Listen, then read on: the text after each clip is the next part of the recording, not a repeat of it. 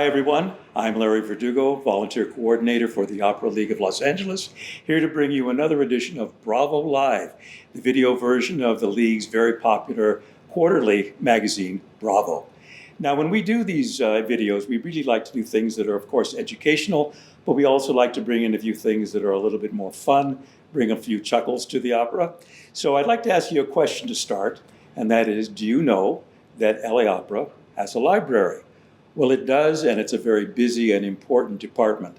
And to talk about this, we just happen to have our librarian with us, so I'd like to introduce her to you now.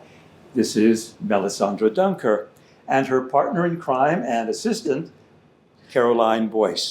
How are you doing, ladies? Fantastic. You ready to talk a little bit? Absolutely. But before we do that, I thought we'd do a little bit of tour of the library, small as it is, to give something of a hint of how the department serves the opera.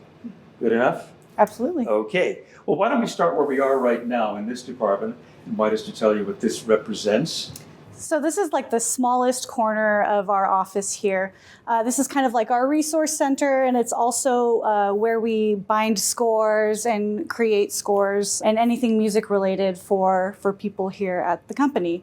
So we have, our dictionaries for different languages, different pieces that young artists might look at, translations, and yeah, it's a great part of our library, and here we're the resource for everyone in the company, so we're always happy to serve them. Sure, sounds interesting. So why don't we start with you, Melisandra? Why don't you tell us a little about your background, what your musical background is, and what brought you to LAO, and specifically as a librarian? Music has always been a big part of my life. I'm a Latvian American, so I grew up in that culture. So singing and music and everything was a big part of that. So that's kind of where all of that started. I played in bands in high school. I got 3 degrees in music. So my main instrument is French horn. And then I also have a degree in musicology. So music is it's always been a big part of my life. But did you perform there? I mean, you left school, and you actually I believe you came to LAO.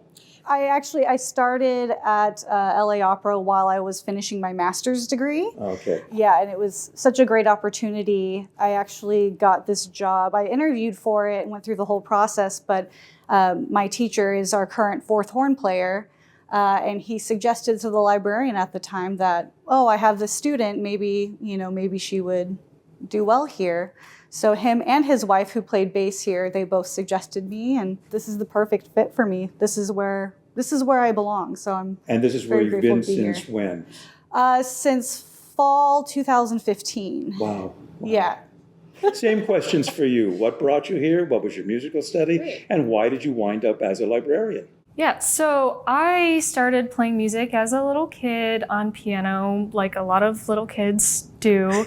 And music was very important to me throughout my upbringing. My main instrument is actually saxophone, which is probably different compared to a lot of music librarians, but I also doubled on flute and clarinet. So I ended up studying music in college. I attended Harvard University and got to do a lot of cool projects there, a lot of score study. I took a course on string quartet composition, which is very important if you're a music librarian who does not have a string playing background, because bowing string parts and working on string parts is a lot of Well, what you the just process. said, does that mean that you had an eye on being a librarian, or was this something that was a surprise to you as well? I think it was a little bit of a surprise to me, because I had heard of librarians, but I didn't know quite all of the things that they had to do.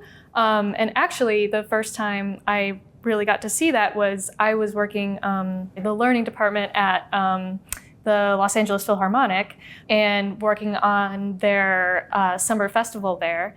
And that's actually where I first met Melisandra, because she was the music librarian for that festival. But I got to see firsthand, what are you doing with the parts? Aren't they finished? And there were so many things page turn fixes or requests that would come up from the conductor or things like that. And I thought that was fascinating, and seeing that this field where you got to like really dig into the music existed, I just really wanted to be part of that. During production, when they're actually up there rehearsing and following your scores and everything like that, is there something still there for you to be doing? Or do you go on to something else at that point? We have to have the orchestra parts done a month before the first orchestra rehearsal. Sure. So after that, we kind of set it aside a little bit, but every once in a while during the rehearsal process, we'll have to make a change. Maybe a cut is added or taken out, or so we have to update those as we go. But typically by the dress rehearsal, it's good to go. You're done. Yeah, You're it's done. good to go. So, and that's always something to look forward to, so then we can fully move on to something else. But at any one time, we'll be working on at least 4 or 5 projects. So it's a delicate balancing act. It takes a lot of organization. We've only recently gotten to move into the space and bring most of our collection here. So I think just being here feels so nice. And someone new came this morning too, and even remarked like, this is where you want to be. Like, this is a calm room. And I think we both just feel like we like to be here. And we've set up such a great space to work in, and that's why we're able to have those sort of like community events in here. And everyone feels like this is a comfortable and safe space to work hard and also like be friends with each other. And Everybody's at home. exactly. Oh, yeah. Yeah. Very good. Well, thank you very much for allowing us to come in and bother you, interrupt your work. I know you're very, very busy, but I want to thank you for allowing us to come in and enjoy learning more about all of this. Anything you want to finish off as we go? Thank you for watching this. Thank you to the Opera League for giving us this opportunity. Our work here is so specific. It's so difficult. It's so much fun. It's a rewarding job, and it's so great to, once we get an opera done, to, put it out on the stand for our musicians so they can play beautifully for everyone in the audience. And we're so grateful to be here and be a part of LA Opera. Wonderful. So thank you. Thank you. So we want to thank you for coming out and listening to us. Thank you very much, and we'll see you at the opera. Bye-bye.